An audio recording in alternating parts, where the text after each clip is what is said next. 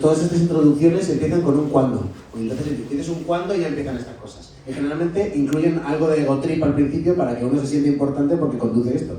Entonces es cuando Jesús me mandó el encargo de presentar este libro, este es el cuándo, ¿vale? Tiene un cuándo anterior, que es cuando Jesús me dijo que iba a hacer un libro de Björk. Simplemente por el vínculo. De hecho me hice la broma muy rápida de que como somos la editorial nórdica, pues somos los más indicados de sacar un libro sobre Björk. El chiste valió, pero realmente era incapaz de hacerme a la idea de lo que venía o de lo que tenía entre manos. Me estuvo preguntando si conocía gente que tenía entrevistas de Björk, y empezaba como a indagar y a buscar, y la única referencia que tenía era un libro que ya se había hecho de entrevistas sobre Tom Waits, y que demonios, era muy interesante. Yo creo que ya no está a la venta, no sé si lo tenéis en exposición, pero realmente con el libro de Tom Waits, yo con lo que me quedé eran con esas frases que luego son como estrellas en la noche, no se pierden, ¿no? O sea, yo no sé repetir otra vez la frase esa que dice Tom Waits tan genial, no sé qué dice ni sé de qué va, y recuerdo que mi lectura fue esa. Y sin embargo, la de esta constante mutación de Björk, en mi caso, ha sido todo lo contrario. Ha sido asentar los conocimientos que tenía como un poquito medio enganchados, y luego hacerme a una idea del personaje y de la persona infinitamente mayor de lo que yo esperaba, porque busqué un poquito como el ejercicio corporativo de decir, vale, pues esto contado por periodistas y no sé qué, no sé cuántos, y no, es alucinante, realmente es un rompecabezas y es una manera muy original de reconstruir la biografía de alguien que es muy original. Así que supongo que estar a la altura de eso no es nada fácil, y por eso en el día más concurrido, en el lugar más concurrido, de la ciudad más concurrida, os doy las gracias por estar aquí. Aplaudidos a vosotros y a vosotros mismos, por favor, porque no es nada fácil. O sea, ese aplauso de conciertos de Radio 3, podéis aplaudiros un poco más si queréis, porque realmente lo habéis producido muy bien. Voy a hacer la presentación a modo Julio Ruiz, que es decir el nombre y la marca, ¿no? O sea, tengo aquí a Sebas GNS Pop, por favor, o sea, os invito también a que disfrutemos, en este caso, no solo de todo lo que tiene que ver con GNS Pop. Para mí, el medio, Sebas ya lo sabe, lo hemos compartido mucho, y o sea, mi Google ya sabe que la J va directamente a GNS Pop, ¿no? O sea, incluso antes de teclear, le dice, ¿dónde va bandido, no? O sea, creo que el ejercicio de GNS Pop es el del pulso con el presente. No es Jotdown, efectivamente. Será porque va por orden alfabético, va por la JE, ¿no? No por la JO, pero bueno, en fin, o sea, es hermoso además ver que él es parte de este libro, de la misma manera que Igor Pascual. Es que Igor Pascual, el apellido se lo tengo que mantener, no le puedo dar la referencia porque si no, el otro se lo come y no se lo merece ni un solo gramo. Que está también en referencias ahí hacia Björk en este libro de la constante mutación, y tenéis a Jesús Nórdica, en este caso, pues eso, ¿no? O sea, el apellido de la editorial ya responde a la intención. De hecho, con permiso, voy a empezar con Jesús, porque comparto, insisto, la felicitación, y te pregunto por tu propia opinión de cómo crees que ha quedado, que supongo que tú lo vas a vender muy bien. Pero no sé si en tu cabeza estaba la posibilidad de que nos hiciéramos a la idea de cuál ha sido la vida personal y profesional de Björk a través de eso, ¿no? De recorta, pega y colorea de toda la historia del periodismo. La verdad es que sí ha quedado muy cercano a lo que estábamos buscando. Está muy bien lo que has comentado, porque una de las intenciones intrínsecas al libro era hacer un homenaje a la prensa cultural y a la prensa musical. Cultural en general, la prensa musical en particular. Entonces quería que hubiera artículos pues, de revistas especializadas, tipo Musical Express o Mundo Sonoro, que hubiera prensa generalista, pues el del País, del New York Times, que hubiera websites como GNS Pop, que como tú dices creo que es muy importante, y que hubiera también youtubers, como Music Radar Clan, que empieza, sí, con lo que empieza. Y además el vínculo con Nórdica viene por Sion, porque nosotros, es verdad que es el primer libro de música, bueno, no es exacto porque Nórdica siempre, 18 años creo que se ha metido en todos los charcos, pero bueno, el primer libro de música de creación propia, que fuera Björk. Tiene mucho sentido, y ya digo, el vínculo con Sion, que es su escritor, colaborador de ella y amigo, no sé el nombre porque participa también en el libro y nos ha escribido un artículo una exclusiva para el libro. Y yo creo que la parte como más humana de Björk. Es muy interesante que cuente pues, cuando van a ver Pesadilla en el Street o cuando se borrachan en Alemania después de un concierto de Sugarcubes o cosas así. Bueno, entre otras cosas sí, o sea, es alucinante. Me acuerdo de ver a Björk vendiendo hortalizas a las puertas del mercado callejero de Reykjavik. Me acuerdo de cuando Björk llevaba bombín. Me acuerdo de Björk el primer día de madre. Me acuerdo leyéndome el I Ching después de una breve discusión de astrología china. O sea, todo eso os lo podéis imaginar, ¿no? O sea, no hace falta que tengáis a Joaquín Reyes travestido para que eso se pase, ¿no? Que es lo interesante del personaje. Me acuerdo, me acuerdo, de hecho la penúltima es, me acuerdo de Björk en su primer día como madre y es como, oh.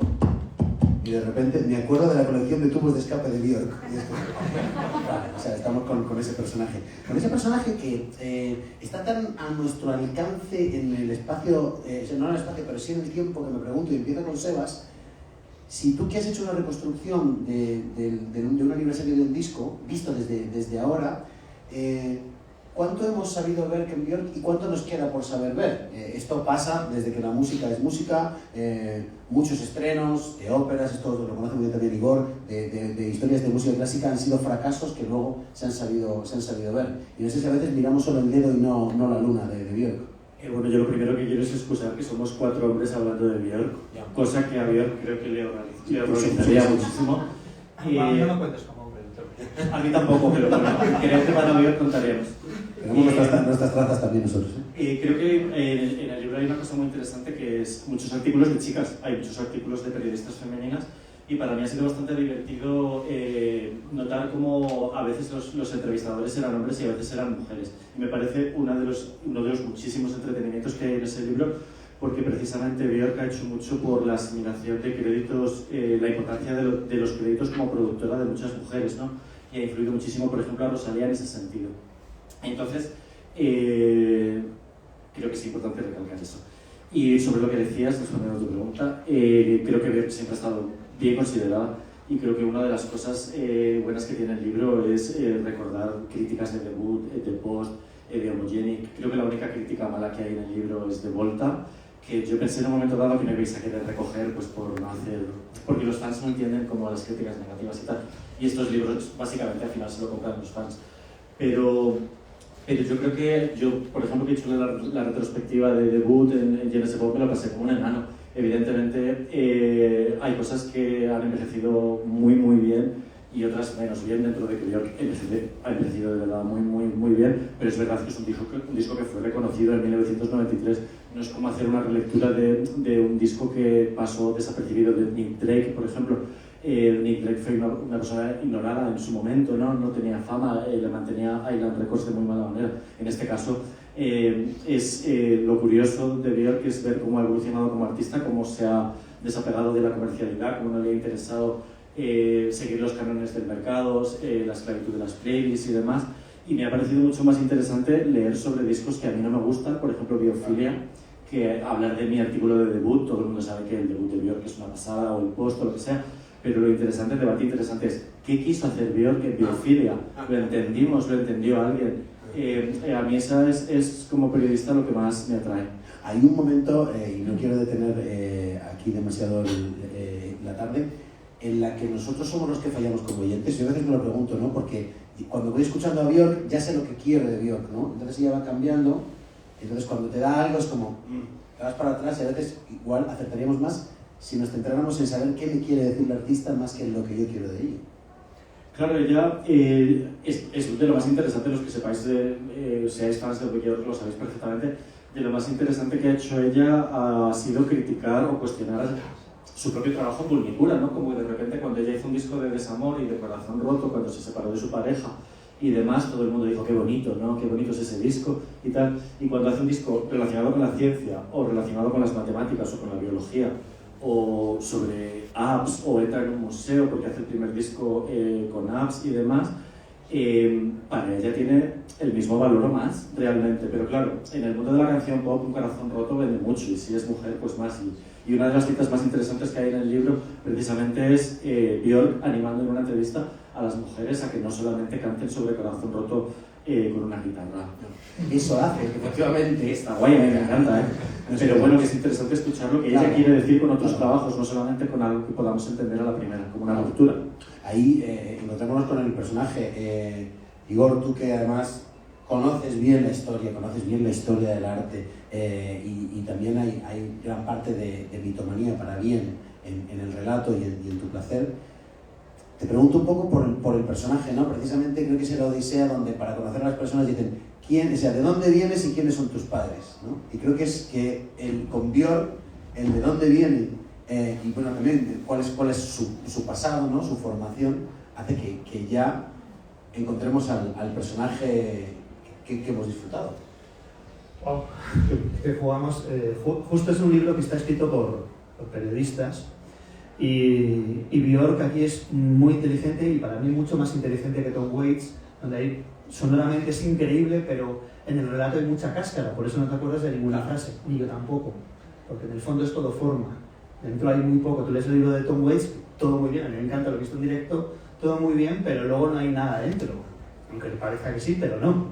Y Björk sucede todo lo contrario, lo que pasa es que sabe dar las migajas necesarias a cada periodista para que cuenten el relato que ella quiere que se cuente.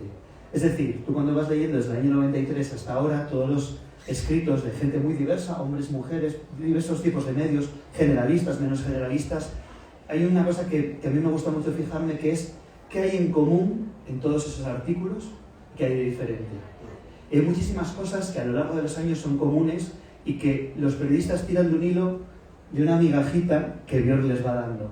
Y se cuenta el relato que Björk quiere que se dé, que nunca es el real, ni siquiera cuando los invita a su casa, nunca es el real. Entonces ella juega muy bien con esa super mitología que tiene como artista de vanguardia y también esa pensada y muy determinada cercanía como artista de pop que es. Ella está constantemente en un balance entre la ultra vanguardia, realmente yo creo más allá ya es una vanguardia que no se puede escuchar. Y mucho más allá ya es pop. Entonces está en una frontera muy difícil como es la propia Islandia. O sea, Islandia es un país como Japón, que estaban en la Edad Media hasta 1940 o 50, y ahora son un país como Japón de ultratecnología. Entonces ella siempre está entre dos campos, y ella maneja al periodista de manera. ¿Y qué pasa con los periodistas con Björk? Que se sienten cuestionados por ella. Entonces, le bailan el agua, porque en el fondo el periodista quiere estar al nivel del artista. No es como cuando vas a entrevistar, con perdón, un artista como Camela o Dani Martín o quien sea del artista de pop, donde realmente el periodista, de alguna forma, en general, sobre todo si es especialista, se siente por encima del artista. Esto pasa mucho. Y nos pasa también incluso como fans. Hay fans de los que yo soy fan que te sientes un poco por encima. Pero hay otros artistas, que es el caso de Björk, que tú te sientes por debajo. Y el periodista está tan deseoso de agradar, de saber leerla, de que tu artículo sea el mejor que se ha escrito sobre Björk, que en el fondo es como si escribiese sobre Picasso, sobre Pollock. Estás hablando a este nivel de teoría. Y entonces yo creo que ella ha sabido jugar muy bien con esos sentimientos del periodista que quiere ser y les ha manejado a todos. Y de hecho, si ves los artículos del 93 a hoy en día, todos repiten más o menos lo mismo. Bueno, eso me parece muy interesante porque aquí está el relato, ¿no? Y por lo que veo, Björk lo tiene muy controlado. Pese a que todos sabemos la historia de Niña Prodigio, todos sabemos esos primeros discos que llama su disco debut de la misma manera que, no sé, por lo menos para mí en mi cabeza el primer disco de Michael Jackson es Off the Wall, ¿no? Luego todo lo demás son sus años formativos. Pero es interesante porque ya indagando en el libro y en algún documental que he estado viendo, Björk dice que ella ya en debut la idea era como, este es mi personaje y esto es lo que le pasa. Es una persona que acaba de llegar. Ya cuando llega Post, la cara es distinta porque ya la ciudad de Londres ha pasado por mí y ya lo cuento. En el siguiente Eugenie, que es como una mujer que quiere luchar, ¿no? Y está aún así, está como, esa es la cara de luchando por lo. Y os pregunto un poco por eso, ¿no? Por la transformación del personaje y cómo efectivamente ella tiene muy claro que ha ido creando y desarrollando un personaje.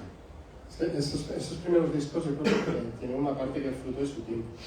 Es decir, sí que hay cosas de house, hay cosas de hip hop, hay cosas muy de los 90.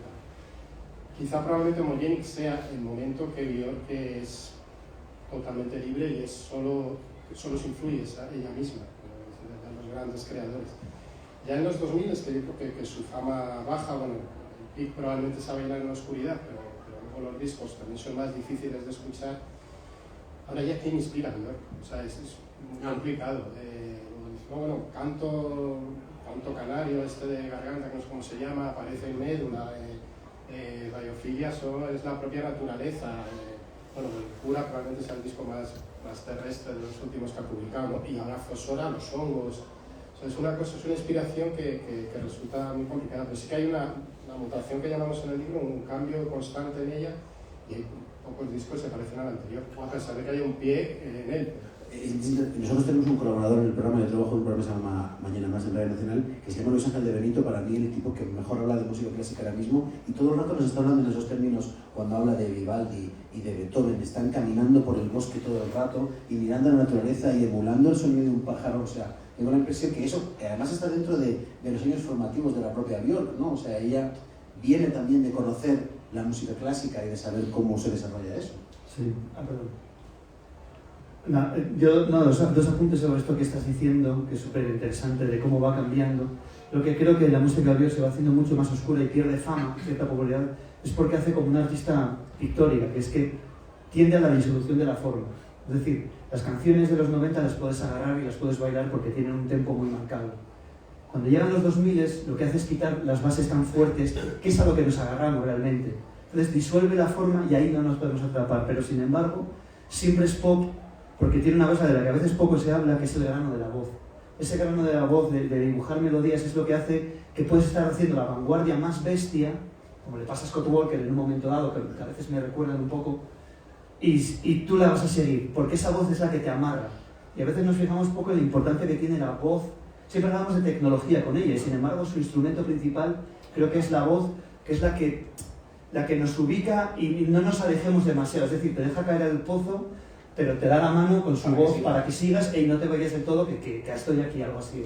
Perdón, lo que dices a la voz se ve claramente en Medula, que es el disco que hace con voz, ¿no? Pero hay una cosa muy interesante que ella dice en una de las entrevistas del libro, y es que es su afán de experimentar, ¿no? Y dice, la verdad es que 9 de cada 10 veces que experimentas te sale una mierda o te sale una porquería, sí, pero es que la vez 10, o sea, la última vez te sale una cosa tan guay que merece la pena siempre tener el reto de hacer un disco diferente al anterior y que no se confunda. Nunca se confunde el disco de Björk con otro, te puede gustar más o menos, pero es muy interesante, que es imposible, ¿no? Y esa no es la parte de la genialidad del personaje. Quiero decir que ya no está mirando, seguramente, imagino que al principio tendría que mirar más de cara a la galería, a que le salieran las cuentas, a que creara un personaje, a que pudiera desarrollar una aventura, a que pueda tener su casa en Islandia, pero imagino que hay un momento en el que es eso, ¿no? O sea, pura creatividad de decir, bueno, pues yo voy por aquí, o sea, si el mundo me alcanza bien y si no, pues este es mi camino. Claro, yo creo que eso es lo que acerca a Björk a la alta cultura, ¿no? Y de hecho, mi cita favorita del libro, que es de Pablo Gil, del Mundo, es de todos los músicos de pop, Björk es el mejor y más hermoso ejemplo de arte. Yo creo que está claro que Björk le da igual cuántos streams hace, le da igual cuánto vende, le da igual no llenar todos los conciertos o no tocar 4 días en el Bernabéu o no sé qué. Ella lo que quiere es pasar a la historia como una artista y es muy evidente en toda su obra, realmente, sin ninguna excepción, ¿no? No hay ningún disco absolutamente, a mí evidentemente hay discos que veo que tienen un valor artístico más alto que otros, pero no hay nada, ella no da puntadas sin hilo, ella no hace un disco por hacer, sino tiene algo que comunicar. Vuelvo a contarlo, ¿no? O sea, cuando Debussy presenta El mar, es un fracaso total, o sea, porque su visión, lo que la gente quería cuando pensaba en el mar era Wagner, ¿no? Pensaba ahí como venga, valquirias para arriba y para abajo, y realmente él tenía una visión realmente como de una impresionista, ¿no?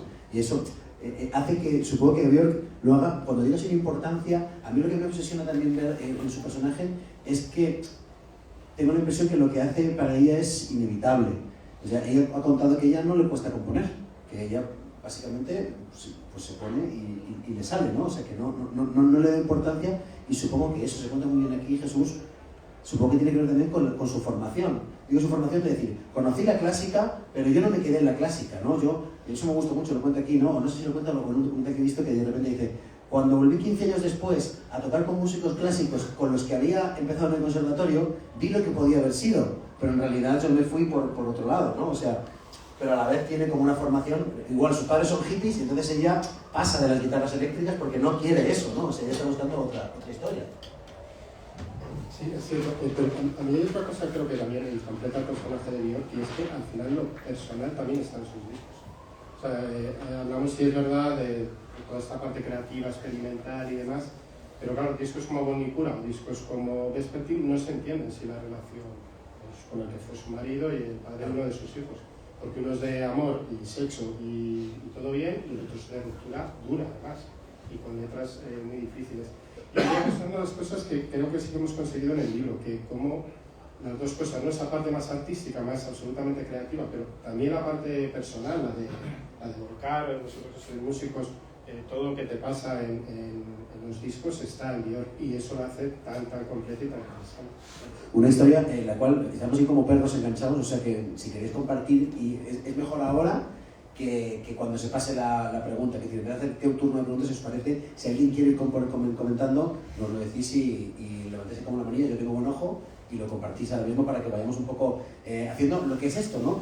De hecho me gustaría compartirlo con los dos, también amantes de la literatura, el formato, ¿no? La idea de reconstruir a Björk a partir de crónicas. A mí hay una cosa que me encanta, que Jesús no da puntada a ese libro y Nórdica tampoco, que es como que cuando tú estás leyendo la última crónica del disco, ya habla de cosas del siguiente, ya como mínimo cita el siguiente disco, entonces tú pasas la página libremente como sabiendo que, yo digo, ya verás, como esta es la última entrevista y aquí empieza el siguiente disco. No sé si lo habéis hecho como aposta de colocarlo de esa manera, pero se nota mucho que hay una transición hermosa en ese sentido. Sí. Pues ahora os pregunto entonces a los dos por lo otro. A ver, yo además de dirigir un medio, soy vicepresidente de Periodistas Asociados Musicales, y solamente puedo daros las gracias por poner en valor el trabajo de la prensa musical. La verdad es que no me esperaba que el libro fuera tan guay, pensé que iba a ser un poco más desastrillo, porque si yo, por ejemplo, si hubiera sabido que mi artículo de no sé qué año iba a terminar en un libro, pues lo habría revisado un par de veces más. Pero vamos, que no está mal. No, de verdad me ha gustado mucho ver el trabajo que se hace en la prensa musical, cómo se puede explicar la carrera de Björk a través de los artículos que se han publicado en prensa. A mí me parece muy bonito. Me parece que es poner en valor una profesión que se supone que está desapareciendo o a punto de desaparecer, y que creo que es muy enriquecedor. O sea, yo he descubierto muchísimas cosas que no sabía leyendo el trabajo de compañeros, incluso cosas que había escrito yo y se me había olvidado. Y además, muy importante también, hay artículos de distintos países. Hay artículos de Islandia, hay artículos de medios anglosajones, hay artículos franceses, y creo que los artículos españoles no deslucen nada. O sea, el trabajo que ha hecho David Saavedra, Pablo Gil, en Mundo Sonoro, en Rock Deluxe, creo que no se diferencia prácticamente, no hay diferencia de calidad. Evidentemente hay un pedazo de artículo de The Guardian de muchísimas páginas y súper profundo que está muy guay, pero creo que lo que hemos hecho aquí está bastante guay también, así que muchísimas gracias por poner en valor el trabajo de la prensa. Y ese se la paso al propio Igor, porque Igor es columnista y ha escrito también mucho en prensa. No sé si precisamente sucede eso, ¿no? Que a veces uno escribe y piensa que eso sirve como mucho para envolver el pescado al día siguiente, y al final... es que Björk es un personaje, un artista muy interesante para los periodistas, porque hace una cosa que los buenos artistas saben hacer, que es dar, lo que hablábamos antes, dar pistas. Cada disco es altamente conceptual. ¿Qué pasa con eso? Que permite que tú hables del disco. Hablar de música, que es algo etéreo, y ponerlo en palabras es casi imposible, no se puede. Yo creo que lo he hablado alguna vez contigo. ¿Por qué el pianista Glenn Gould aparece tanto en prensa? Pues porque es un tipo que es curioso, que es raro, que tocaba con la silla, que solo grababa, no quería actuar en directo. Eso al periodista le da muchas oportunidades de escribir mucho sobre un artista sin tener que hablar de su música. Entonces con Björk tú puedes llenar muchas páginas sin tener que hablar de cosas realmente complejas, porque los primeros discos de los 90 sí que hacen referencias al trip hop, al house, a la música clásica, al jazz, a una suerte de cosas. Pero cuando se va haciendo más compleja es muy difícil de analizar eso en términos armónicos que lleguen a la gente, a un lector normal. Björk cada disco lo envuelve enormemente pues, en tecnología, en la naturaleza, cuando llega Bush al poder, porque ella no es una artista política, pero lo que hace sí genera una política. Es decir, no lo es directamente, pero sí lo es indirectamente. Cada movimiento que ella da genera un pensamiento político, aunque ella no lo sea de forma explícita. Eso es muy atractivo y da mucho que hacer. Y la manera que tenemos de contar la música pop y la música rock es a través de artículos. Y los libros que luego se hacen sobre eso se basan de artículos. Por eso, que falten ahora mismo periodistas musicales o que sea una profesión en periodo de extinción, pero es, por lo menos la remunerada, va a hacer que, por ejemplo, mogollón de grupos de chicas de este momento, mogollón de traperas o de tal, no haya una narrativa para que luego un señor, digo señor porque suelen ser señores, cojan todo eso y cuenten esa historia de ahora. Lo que decías de la prensa musical española, justo los que están ahí para mí son quizá de los mejores. Hay un artículo muy bueno diciendo por cómo Björk vuelve a tener un éxito después de muchos años cuando colabora con Rosalía, que es un tema más antiguo. Yo voy a decir una cosa, y esto es una lanza a favor del periodismo español. Si os fijáis, a mí me ha pasado, cuando lees los artículos, los extranjeros, todos me parecen escritos por la misma persona. No, estilísticamente, no distingo el francés del americano del islandés. Igual es la traducción, pero la traducción iguala mucho. Pero no hay una gran diferencia en la manera de contar ni en qué se fija cada uno. Y en los españoles sí. Me parece que hay un punto de vista, también estamos cogiendo un poco la creen de la creen, que puede ser, por ejemplo, para mí David Saavedra en un momento dado, por supuesto Pablo Gil, pero David Saavedra creo que tiene un ojo bastante afinado. O sea, a ver, Pablo Gil empieza hablando de muchachada, ¿no? Y esto no se puede superar en Islandia. Empieza con la cita de Björk ahí. A mí me parecía relevante porque Claro.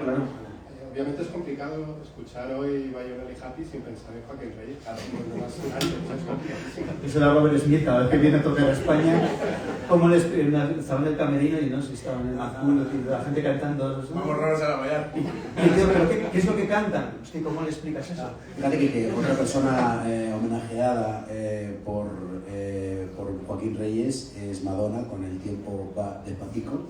Es interesante ver ese vínculo de Madonna-Björk, o por lo menos cómo siento, yo aquí que vas con Björk, ¿no? O por lo menos así lo siento, de cómo ella ve el destello de las luces de lo que representa Madonna y no se para allí, ¿no? Es como, vale, muy bien, muchas gracias, pero no me interesa. A mí me ha sorprendido mucho ver todas las veces que está mencionada Madonna en el libro, parece que lo he escrito yo, pero realmente Björk huye de eso. Para ella significa la comercialidad y de hecho hay un exceso en el libro como de explicar Björk a través de sus productores, ¿no? Que es una idea que yo creo que a ella le horrorizaría también. Yo creo que en ese sentido también se ve cómo ha evolucionado la prensa, ¿no? Yo creo que en los 90, en los 2000, incluso en los 2010, yo creo que este debate es a partir de 2015 más o menos, el Me Too y demás, se dice muchísimas veces, Björk se rodea de las personas adecuadas. Ya. Es como, vamos a ver, Björk no necesita rodearse de nadie, o sea, vamos a ver de quién estamos hablando, dónde están todos esos productores hombres con los que ha trabajado a lo largo de los 90 y de los 2000, ¿no? Y dónde sigue ella. En ese sentido sí que se parece a Madonna, pero yo creo que claramente Björk huye de toda comercialidad y Madonna no le interesa lo más mínimo en ese sentido. Tú eres madonista, seguro que vas a decir algo. No, estoy muy de acuerdo con él. Björk dice siempre, esto de los productores es muy interesante porque en el libro, a todo lo pasado, hay un artículo de Bianchiotto donde cuenta cómo Björk exprime a sus productores. Björk usa a sus productores. De Bowie, cuando se rodeaba de Brian Eno y de Tony Visconti, nadie dijo nada, dijo, qué listo es Bowie. Todo el mundo dice, Björk, menuda gente. Y ella siempre dice, recomiendo a las mujeres jóvenes que están grabando, por favor, que se graben en el estudio, para demostrar que están ellas, como pasa a Zahara, por ejemplo, ahora, que es una tipa que también está empezando a firmar porque muchas veces colabora no como cantante, sino como productora. Y Björk hace como Madonna, produce a sus productores. Claro, a ver, Es muy interesante esto y ese que lo decía esto al principio, sí que ha logrado dar un vuelco en la visión de la mujer rodeada de un señor. a ver, hay que entender también los textos en su época. Yo en 2008 escribía cosas atroces también, que no habría probado ser reproducidas en vuestro libro de música.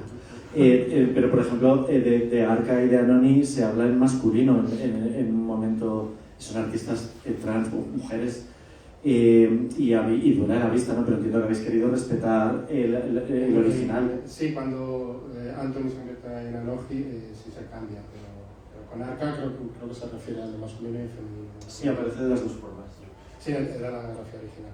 Me gustaría introducir la palabra tecnología, pero vamos a ver cómo la sacamos de aquí, ¿no? Porque ahí, por ejemplo, Jorge Delo lo cuenta muy bien, ¿no? Una guitarra es un privilegio vinculado con la tecnología, ¿no? Las cuerdas ahí, que sea tan ergonómica, o sea, es un prodigio que ha llegado hasta donde ha llegado, ¿no? Pero es interesante, por lo menos a mí a modo de reflexión siempre me viene a ver que los músicos más potentes siempre han estado muy cerca de la tecnología. El ejemplo que a mí siempre me sale es Beethoven, ¿no? La llegada de Beethoven está unida a la llegada del pianoforte. Esto significa que cuando Bach tocaba, hacía todo lo que podía, pero no tenía dinámica. Apretaba la tecla y lo apretara fuerte o floja, le sonaba igual, no había volumen, digamos, de su tecla. Pero con el pianoforte llegan los románticos por eso, básicamente, ¿sabes? Porque ya el pobre Mozart no le llenó por los pelos, ¿no? Nunca mejor dicho, pero vamos, o sea, no digo, pero los románticos sí podían ya tener eso, ¿no? Y Beethoven se abraza ahí y de repente puede desarrollar su arte. Me pregunto un poco el vínculo con Björk, porque generalmente asociamos a un artista con un instrumento y con Björk es completamente imposible. Vemos 1000 vídeos por internet donde está con un cassette, con lo que sea, con cualquier máquina, un montón de historias, y supongo que es esa victoria, ¿no? La de alguien que ha sabido acercarse a la tecnología que le ha dado su tiempo. Bueno, Beethoven llegó con el pianoforte y con el metrónomo. Es el primer gran compositor en usarlo. Esto que dices de Björk es súper interesante porque está hecho completamente queriendo por ella. Fíjate en las fotos que utiliza promocionales. Esto sucede también con Prince. Prince era un guitarrista excepcional y sin embargo en sus discos no predomina la guitarra. ¿Qué instrumento predomina? El teclado, porque el teclado no era ni blanco ni negro. No tenía una inscripción blues, no tenía una inscripción rock and roll, digamos, de lo que él quería oír. Entonces no es un instrumento masculino ni femenino, ni blanco ni negro. Por eso dominan los teclados en los discos de Prince cuando es un guitarrista completamente arrebatador y excepcional. Y Björk se ha cuidado mucho de no seguir la genealogía como sí que hizo P.J. Harvey en un momento de la guitarra. Luego P.J. Harvey se aparta de ese camino, porque la guitarra sigue siendo un elemento que procede del blues, del rock and roll, de los grupos de los 60, hombres masculinos, y está vinculada con un sexo, con un género, ¿no? En cambio, Björk se cuida muy mucho de salirse de eso y relacionarse con la tecnología que, usada de manera artística, todavía no tiene género. Es una manera de romper completamente. Es lo bueno de librarte de ser mujer, es que también te puedes librar de la influencia, del peso que tenemos los tíos cuando escribimos, cuando creamos. Hay una historia que nos pesa y que nos aplasta también. Y sin embargo, el buen camino, las pocas ventajas que han tenido alguna vez las mujeres, si es que la han tenido, es no estar sometidas a la dictadura de la influencia. Dios decía que vio a sus padres, eso, no, yo lo hemos contado un momentito, el rollo hippie con las guitarras y que pensó que ese no era parte del camino. Es interesante ver a una niña tan joven eligiendo y decidiendo, ¿no? O sea, qué talento también para decir, no, la clásica me la aprendo, pero no la quiero tocar así, las guitarras las reconozco, pero no las necesito para mi discurso. No sé si quieres contar algo antes de lo que te contaba la tecnología o te tiro ya esta de Tú no paras aquí, te claro, que yo tengo dos preguntas ya. A ver, yo siempre he entendido a Björk como una artista de música electrónica y es una de las cosas que le han hecho más avanzada. O sea, realmente si Björk la hubiéramos sentido apegada a un piano, a una guitarra, a una batería, yo creo que no sería Björk. La gracia es que para mí es una artista de música electrónica. Por supuesto, la asociamos a la flauta, se habla de las flautas en el libro, de cómo tiene que volver a aprender a tocar la flauta para su penúltimo disco. El arpa siempre va a haber como un poco de parodia con eso, ¿no? Pero es un artista de música electrónica, yo creo que es la gracia, que ha sido un artista del siglo XXI antes del siglo XXI. Claro. Interesante eso, ¿eh? O sea, el punk antes del punk, que es Iggy Pop, ¿no? O sea, o la electrónica antes de la electrónica, que es Björk, para saber un poco cómo se trazan esas ideas. Me gustaría volver a la parte de la vida de Björk, porque aquí se cuenta muy bien, Jesús, algo que a mí me ha hecho pensar mucho, que es ese, cuando está hablando del tema 5 Years, cuenta que está con una dicotomía de si es lo suficientemente valiente, ¿no? O si necesita a alguien a su lado, ¿no?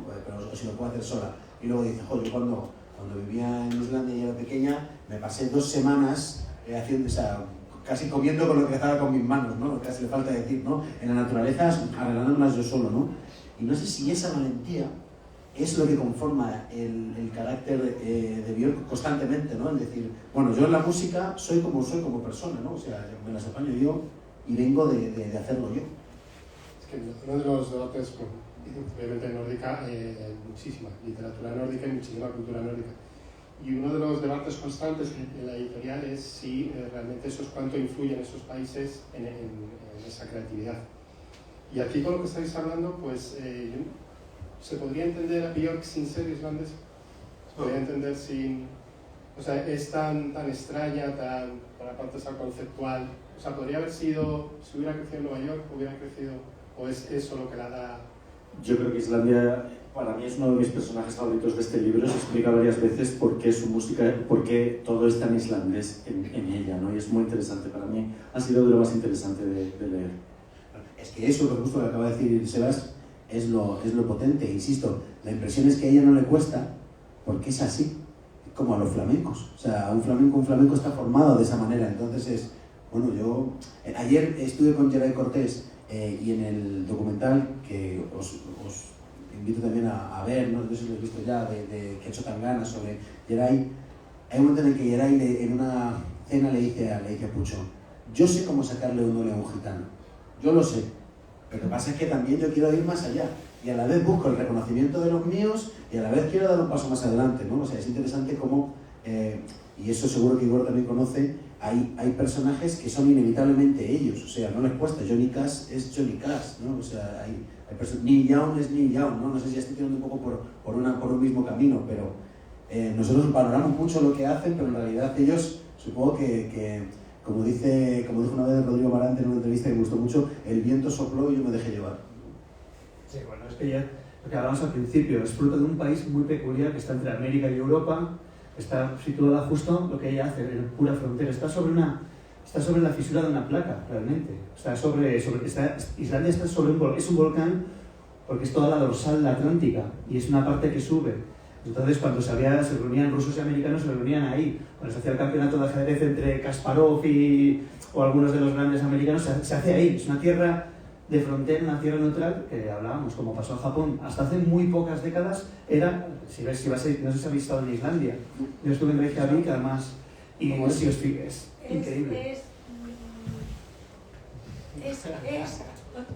Cuando tú ves un documental de naturaleza, dices, ay, esto puede ser de naturaleza, puede ser de animales, puede ser de insectos, puede ser de árboles.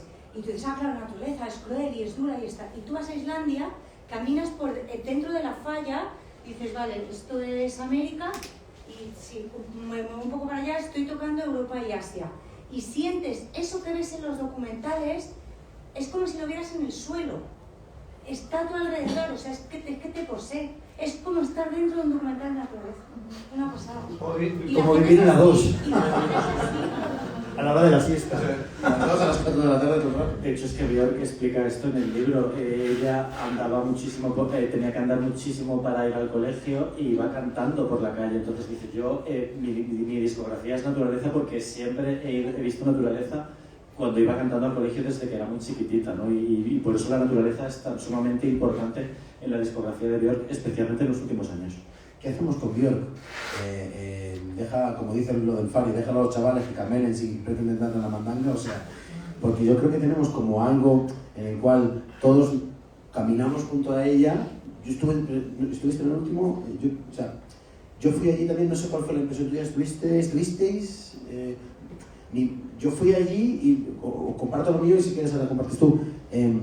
Y la verdad, disfruté mucho del concierto sin saber muy bien qué estaba viendo, ¿no? O sea, disfruté de un gran espectáculo musical, visual, intenté captar y disfrutar la emoción de música contemporánea. Entendí que había mucho lenguaje de música contemporánea, también de música impresionista, del mundo de las trompetas y largo, etc. Y a la vez había algo que me costó, en el que sentí que tenía que hacer un esfuerzo por estar dentro del discurso, ¿no? Entonces salí con la cabeza muy cargada, como mínimo. Saliste decepcionado, dilo y ya está. Es una palabra. A ver, es un espectáculo muy complejo. Realmente estaba presentando, ojalá hubiera presentado el último disco, presentaba el penúltimo. Para mí es el disco más raro que tiene. Es bastante extraño. La puesta en escena me parece una pasada, técnicamente me parece una pasada, escenográficamente es increíble, no se parece absolutamente nada. Tú sabes que estás viendo un espectáculo único y diferente que no se va a volver a repetir, pero es verdad que como persona llana dices, joder, tiene 40 temazos o 50 o los que sean y ha tocado un repertorio más raro que un perro verde. Pero bueno, eso es Björk también realmente. Preguntarte cosas, salir de allí diciendo qué habrá querido decir, ¿no?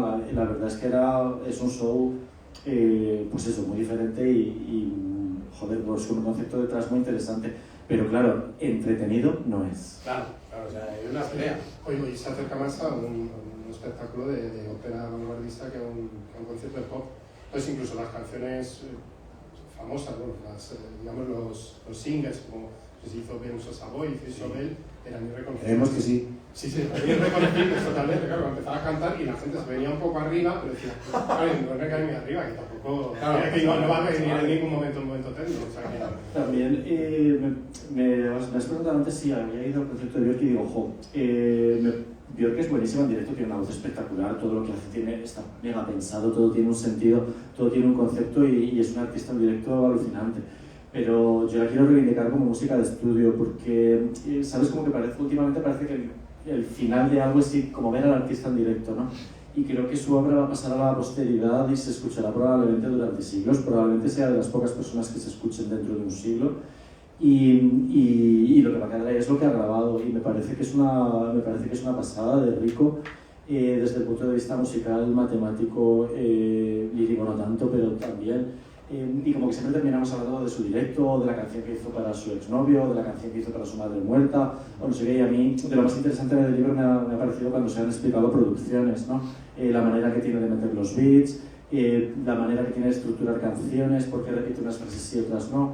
Creo que es muy cerebral para eso y me parece lo más interesante como artista. Comparto contigo porque hace bien poco recuperé Smile, que es ese proyecto, vamos a decir así, truncado de Brian Wilson, en el cual él quería sacar un disco, la discografía no lo quería como era, y él al final lo rehace ya muchos años después.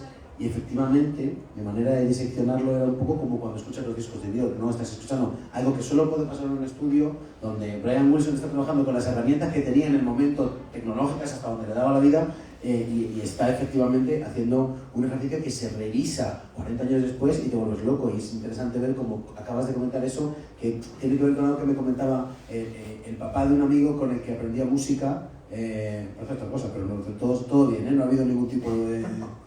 Todavía me quiere.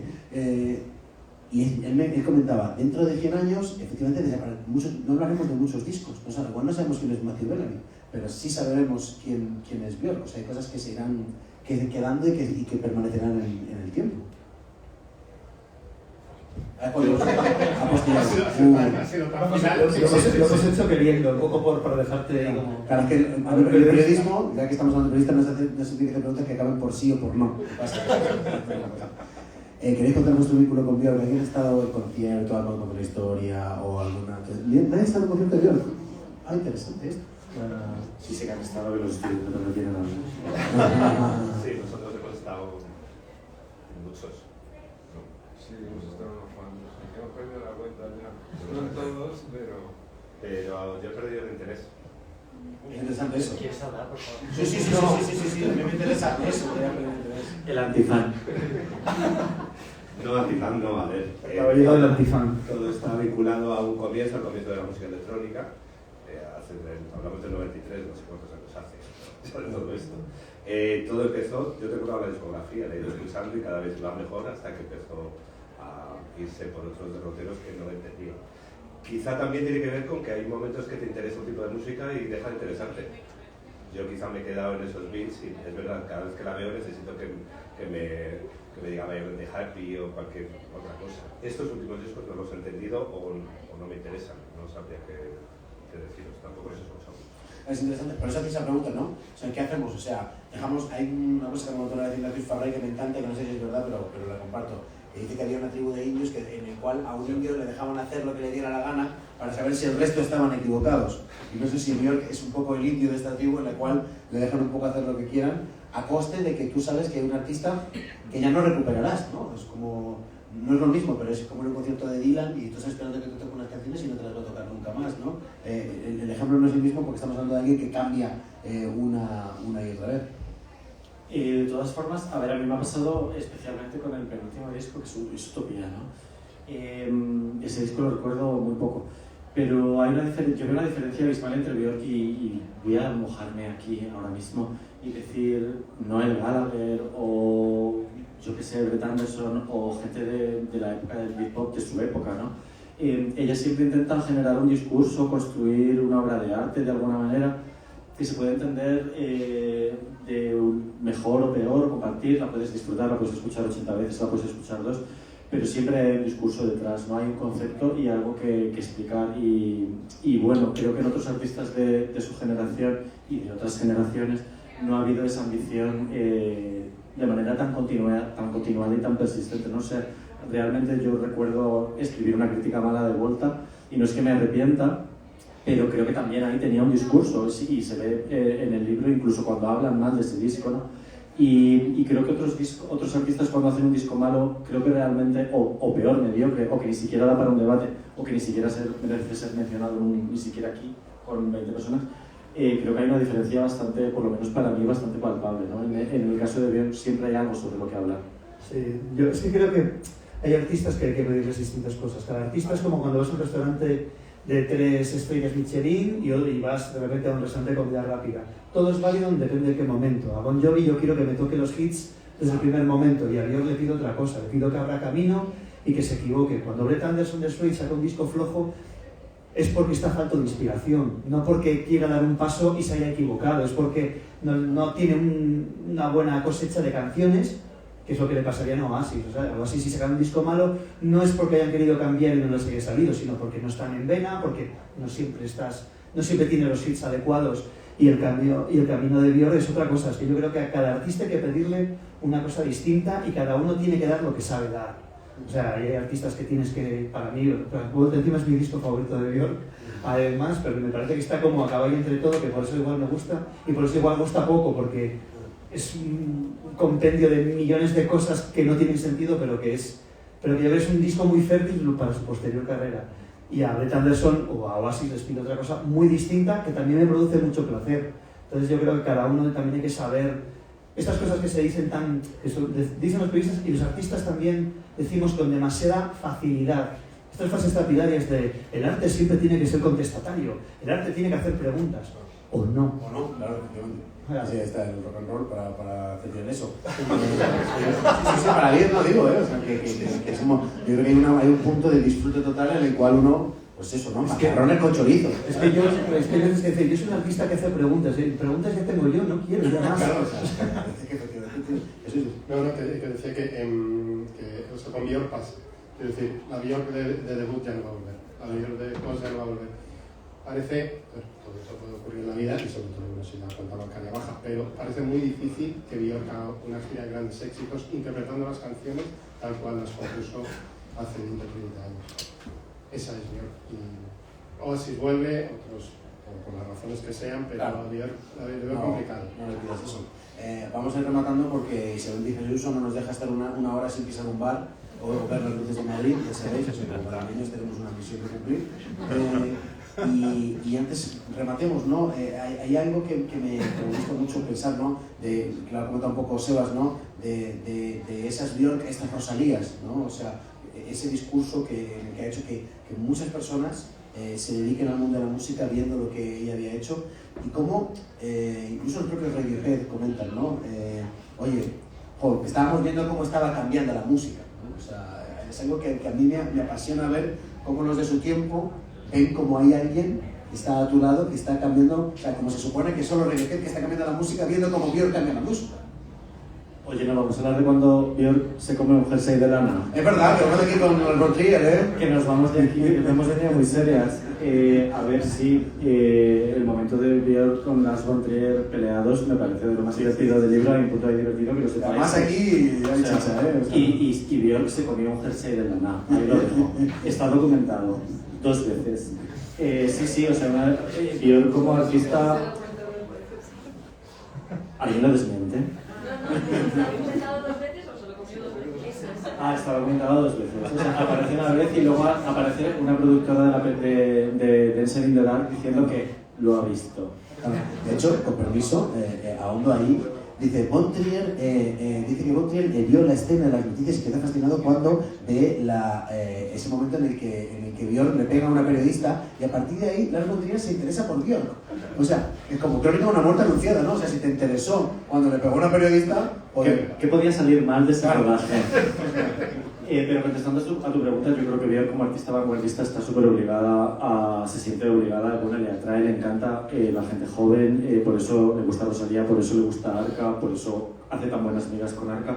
Hablan muchísimo de hablan de su diferencia de edad y aún así buscan puntos en común y es de lo más guay que puede hacer un artista que Björk tampoco es tan mayor, vamos, pero que irse con un artista 30 años menor a ver qué onda, ¿no?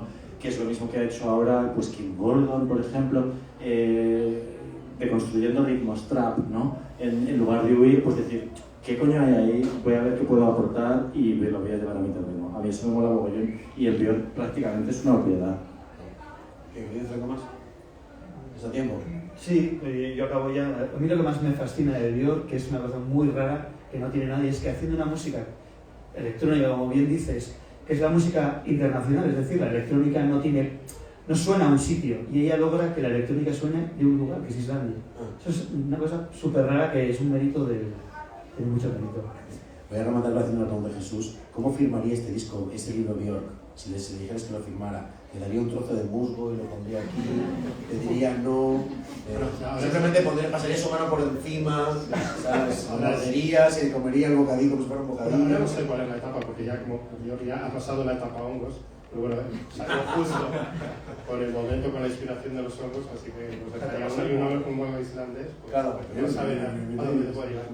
Es el tiempo de rematar esto, si alguien quiere compartir, si alguien quiere decir, si alguien quiere bla bla bla bla bla bla bla. Aplausos a la de una, a la de dos, aplausos a la de tres.